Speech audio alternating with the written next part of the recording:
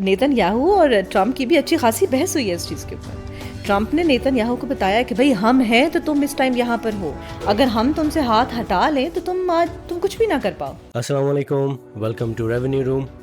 US Iran MOU sign हुआ है उनका, उस पे बात करेंगे मिस मैमूना से, और उनके 14 पॉइंट्स डिस्कस हुए हैं जो कि आगे उन पे जाके एक डील बनाई जाएगी। तो मिस मैमूना, 14 पॉइंट्स बनाए गए हैं अभी तक एमओयू में, जो कि आगे जाके एक प्रॉपर डील में तब्दील होंगे।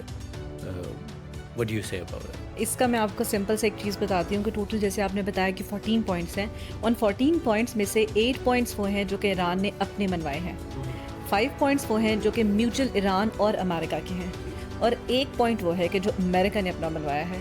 राइट, तो वो जंग जीतने और हारने वाला पॉइंट तो फिर ख़त्म हो गया ना कि कौन जीता को। वो मैं आपसे पूछूंगी at the end of this video.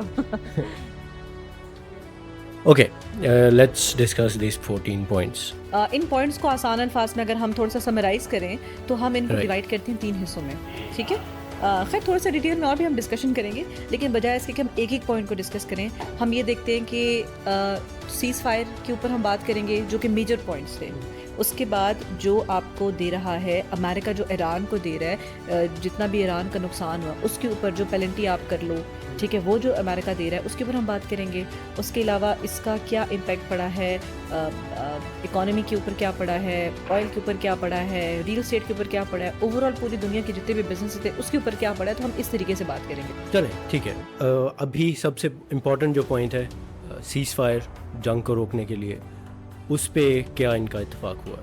इसमें यह था कि ये ईरान के पॉइंट्स में से एक पॉइंट था, और इसमें यह था ईरान ने ये मुतालबा किया था कि fill for as soon as possible, और जहाँ जहाँ पर भी वॉर चल रही है उसको स्टॉप कर दिया जाए। और मेजरली उन्होंने नाम लिया, लिबनान का नाम लिया। अब लिबनान का नाम लेने से 2 चीज़ें जाहिर हुई हैं। एक तो ये जाहिर हुई है कि लिबनान कोई अलग एंटिटी नहीं है, ठीक है, Iran is part of the system. और दूसरी चीज़ ये है कि Lebanon is part of the system, और दूसरी चीज़ ये है कि ईरान होली सोली ओन कर रहा है लिबनान को, और उसने ये चीज़ क्लियर कट बताया कि अगर वॉर कंटिन्यू रहती है लिबनान के अंदर, या अगर फॉर द टाइमिंग वॉर आपने स्टॉप भी कर दिया और उसके बाद इसको कंटिन्यू आप करते हो, तो फिर इस एग्रीमेंट के ऊपर मैं बरी ज़िम्मा हूँ, फिर मुझसे कल को कोई चीज़ नहीं पूछी जाएगी, because I will take step and I have to help लिबनान। और इसमें आपको मज़े की बात बताऊँ, जब इस पॉइंट का पता चला नेतन्याहू को, तो नेतन्याहू और ट्रम्प की भी अच्छी खासी बहस हुई है इस चीज़ के ऊपर। ट्रम्प ने नेतन्याहू को बताया कि भाई हम हैं तो तुम इस टाइम यहाँ पर हो, अगर हम तुमसे हाथ हटा लें तो तुम कुछ भी ना कर पाओ। और नेतन्याहू ने ट्रम्प के इस एक्शन का जो उसने रिएक्शन दिया वो ये दिया कि उसको जब पता चला कि एग्रीमेंट साइन हुआ है, और एग्रीमेंट के पॉइंट्स में ये है कि लिबनान के ऊपर हमला नहीं होगा, लिबनान पे फिल फॉर जंग, जहाँ जहाँ जंग चल रही है वहाँ ख़त्म हो गई, स्पेशली लिबनान। उसने क्या किया, जब उसको ये पता चला उसने लिबनान के ऊपर ब्लास्टिंग कर दी, उसने बॉम्बिंग कर दी उसने। और अच्छा, अब इसमें क्या, इसका नुकसान क्या हुआ? इसका नुकसान ये हुआ कि जो स्टेट ऑफ हॉर्मुज़ ओपन हुआ था इन एग्रीमेंट्स के बेस के ऊपर, वो क्लोज़ कर दिया दोबारा। और ये चीज़ उन्होंने मेंशन की थी, ये ईरान ने पॉइंट पे मेंशन की थी कि अगर लिबनान के ऊपर दोबारा हमला होता है तो हम फिर जवाबी कार्रवाई करेंगे, और फिर हम इस एग्रीमेंट पे कोई जवाब नहीं दे पाएंगे, फिर हमारा इस एग्रीमेंट से फिर हम बरी ज़िम्मा हो जाएंगे। ओके, चलें, इसको तो हम बाद में डिस्कस करेंगे कि एमओयू साइन होते ही उसकी खिलाफ वर्जी भी हो गई, what would be the ramification of that action. तो लेट्स मूव ऑन। अच्छा, इसमें ये तो एग्रीमेंट तो स्टार्ट होने के बाद ही फिल फॉर की बात आप कर रहे हैं ना, एग्रीमेंट स्टार्ट होने से पहले ट्रम्प ने ये बयान दे दिया था कि एग्रीमेंट फाइनल होने तक अगर मुझे बीच में एग्रीमेंट के कोई पॉइंट समझ में नहीं आते हैं तो मैं ब्रीच कर दूँगा एग्रीमेंट को, और मैं दोबारा से ईरान पे जंग स्टार्ट कर दूँगा।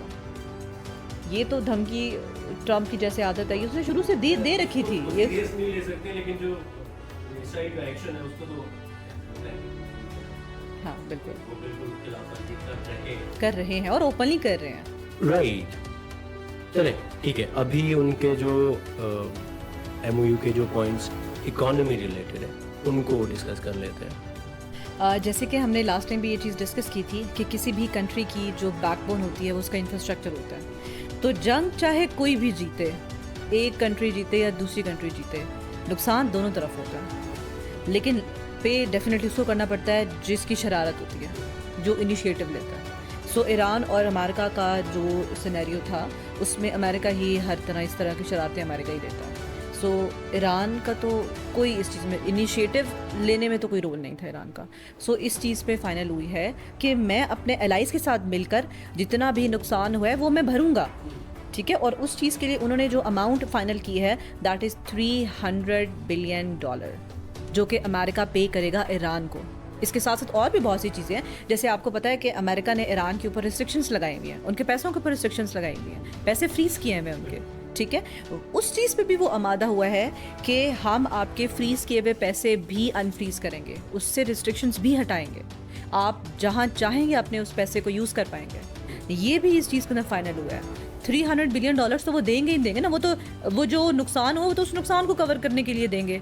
उसके अलावा इन पॉइंट्स में ये भी चीज़ शामिल थी कि जो उनके पैसे, ईरान के पैसे जो फ्रीज़ हुए हुए हैं, ठीक है, उसको अनफ्रीज़ करेगा, उसको अमेरिका अनफ्रीज़ करेगा, ठीक है। सो इसके साथ साथ और भी चीज़ें देखिए।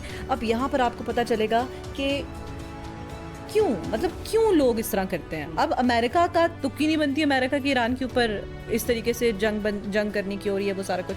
अब अमेरिका ने ईरान के ऊपर पैसे की रिस्ट्रिक्शन लगाई, इसके साथ साथ उसने रिस्ट्रिक्शंस लगाई कि जितने भी आपकी पेट्रोकेमिकल आपके जो प्रोडक्ट्स थे, जो आपके क्रूड ऑयल है, उसके अलावा भी बहुत से प्रोडक्ट्स ऐसे जहाँ पर आपका, मैं अगर शॉर्ट उसमें बताऊँ तो आपका इंश्योरेंस सेक्टर आता है, आपका ट्रांसपोर्टेशन का सेक्टर आता है, आपका बैंकिंग सेक्टर आता है, वहाँ पे भी जितनी भी रिस्ट्रिक्शंस लगी हुई थी, जितने भी मसले मसाइल अमेरिका कर रहा था वो भी रिलीज़ करेगा, मतलब उसको फ्री हैंड दे देगा कि आप करें जो आपको दिल आता है करने।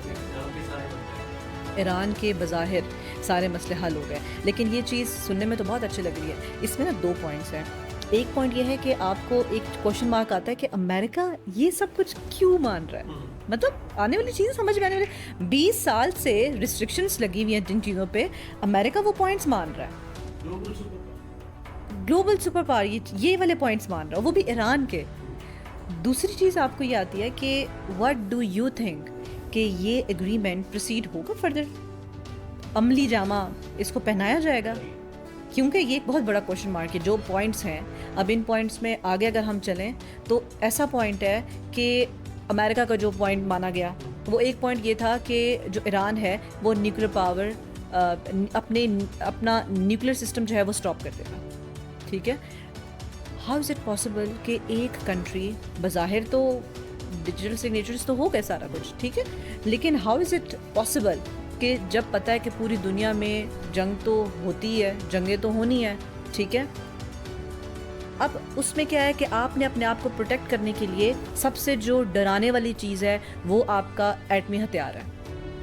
पाकिस्तान है, इकनॉमिकली अगर देखें तो पाकिस्तान बहुत पीछे है, कई मुल्कों से बेहतर है लेकिन बहुत पीछे है, ठीक है। पाकिस्तान में कोई बहुत बड़ी ताकतें नहीं बैठी हुई हैं, उसके बावजूद अगर लोग दुनिया है, कंट्रीज़ पाकिस्तान से डर रही हैं, तो वो क्यों डर रही हैं? वो न्यूक्लियर पावर प्लांट की वजह से डर रही हैं, वो न्यूक्लियर वेपन्स की वजह से डर रही हैं, ठीक है।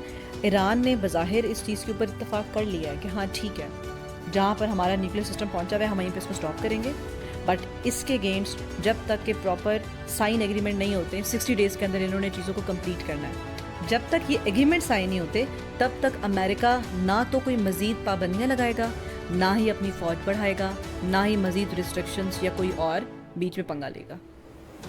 ये चीज़ भी पॉइंट्स में शामिल है।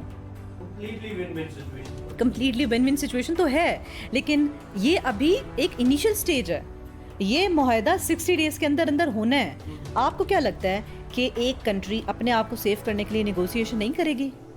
मुझे नहीं लगता कि कोई न्यूक्लियर वेपन्स के ऊपर आके वो सरेंडर करेंगे। I don't think so. इसके ऊपर बहस होगी, इसके ऊपर बात होगी, और इस पे नहीं और भी कई पॉइंट्स ऐसे हैं जिसके ऊपर बात होगी।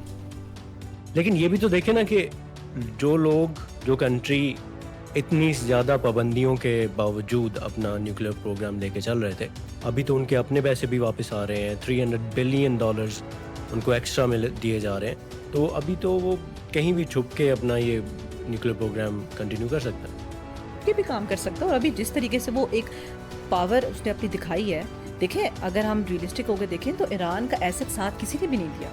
हम पाकिस्तान की बात करें, मैं आज ऑफिस जब आ रही थी तो मैं एक चीज़ सोच रही थी कि पाकिस्तान कहते हैं कि पाकिस्तान इतने समझदार नहीं है, पाकिस्तान के लोग ये हैं, पॉलिटिकली ये मसले चल रहे हैं, इकनॉमिकली ये मसले चल रहे हैं।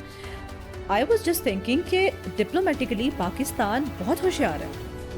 पाकिस्तान ने ना तो ओपनली साथ दिया ईरान का, ना ही ओपनली साथ दिया अमेरिका का, लेकिन ना ही इन दोनों के साथ ख़राब किया, है ना। आप देखें, अमेरिका का साथ नहीं देना, ईरान का साथ नहीं देना एक अलग चीज़ है, लेकिन अमेरिका के साथ भी उस सिचुएशन में बना के रखी, ईरान के साथ भी उस सिचुएशन में बना के रखी, और उनको पाकिस्तान के अंदर बुलाया, दोनों को। ये बहुत बड़ी बात है, मतलब बहुत बड़ी बात है ये। सो पाकिस्तान डिप्लोमेटिकली, पाकिस्तान ने बड़ा अच्छा एक रोल प्ले किया है इस चीज़ के अंदर। सो अमेरिका को जो भीख में पॉइंट मिला है वो क्या है? वही है जिसके हम डिस्कशन कर चुके हैं अभी, न्यूक्लियर वेपन वाली। अमेरिका ने ये बात की थी कि आप न्यूक्लियर वेपन नहीं बनाएंगे, न्यूक्लियर वेपन्स आप 10 साल पहले डिमांड थी, अभी भी वही डिमांड है, वही डिमांड है, उसी पे ढिंडोरा पीटा जा रहा है। और अब देखें, आपका एक घर है और आपको पता है कि आपके घर के आसपास चोर हैं सारे, ठीक है, कभी भी किसी भी टाइम पे हमला हो सकता है, तो आप अपने घर का दरवाज़ा बंद नहीं रखेंगे और सेफ्टी के लिए चौकीदार भी बिठाएंगे। अब अमेरिका ये कह रहा है कि आपने जो चौकीदार बिठाना है ना, वो नहीं बिठाना आपने। मतलब क्यों?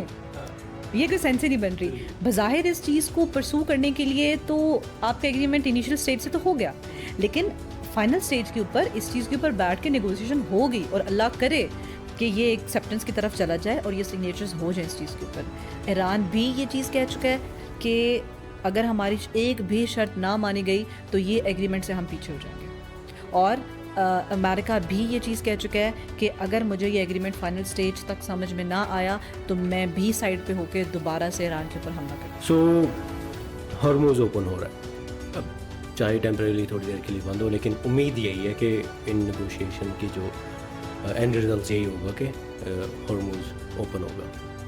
जैसे कि आप स्टेट ऑफ हॉर्मस की बात कर रहे थे कि जैसे कि वो है नहीं, एक पुलिस रात से आपने गुजर के जाना है, एक मेजर आपका है कि जिसको आपने पार करना ही करना है, इसी तरह स्टेट ऑफ हॉर्मस है कि जो आपकी ग्लोबली आपका 20% जो आपकी एक्सपोर्ट इंपोर्ट की चीज़ें होती हैं वो इस स्टेट ऑफ हॉर्मस से गुजर के जाती हैं। आपका स्टेट ऑफ हॉर्मस से ऑयल की अगर हम बात करें तो 5% आपका ऑयल की जो ट्रांसपोर्टेशन होती है वो आपकी स्टेट ऑफ हॉर्मस से होती है। जैसे जंग स्टार्ट हुई, आपको पता है ऑयल कितना ऊपर चला गया, $72 पर बैरल से ऑयल डायरेक्ट चला गया $120 पर बैरल के ऊपर। और जैसे ही एग्रीमेंट, अभी सिर्फ ये इनिशियल स्टेज के ऊपर एग्रीमेंट हुआ और ये डायरेक्ट 92 के ऊपर आ गया, तो स्टेट ऑफ हॉर्मस टेम्प्रेरी हालांकि ओपन की गई थी, बट उसके बावजूद उसका एक पॉजिटिव इम्पैक्ट पड़ा। तो स्टेट ऑफ हॉर्मस इस वक्त वही सिरात, वो है पुलिस सिरात है जो बहुत ही इंपॉर्टेंट रोल प्ले कर रहा है यहाँ पर, और इससे फ़ायदा अमेरिका को भी है, ईरान को भी है, इसके साथ साथ और भी दुनिया के मुख्तलिफ ममालिक को, इसका तकरीबन सारे ममालिक को इसका डायरेक्टली और इनडायरेक्टली फ़ायदा है।